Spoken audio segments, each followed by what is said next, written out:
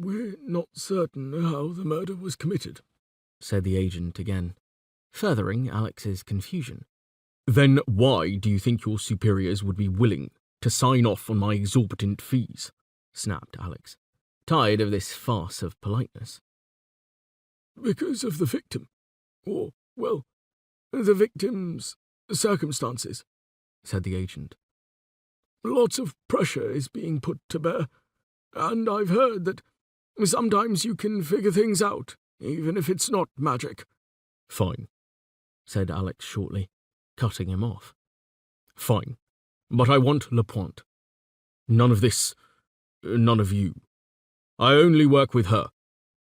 Muriel Lapointe took care never to waste his time with inane and irrelevant prattle. He tried not to enjoy the affronted silence on the other end of the line too much, but it was difficult. I will speak to my superior about you both, then, the agent said, and hung up without bothering to say goodbye. Much better. Why am I here? Asked Alex, looking around the well-appointed parlour with its well-appointed corpse. The posh surroundings seemed to make most of the agents uncomfortable, but Alex had grown up among such things, and, having given them up voluntarily, took away their power to intimidate. After all, no matter how much they had cost, the objet d'art in the room had done no good for the victim, one Cecil Mandeville.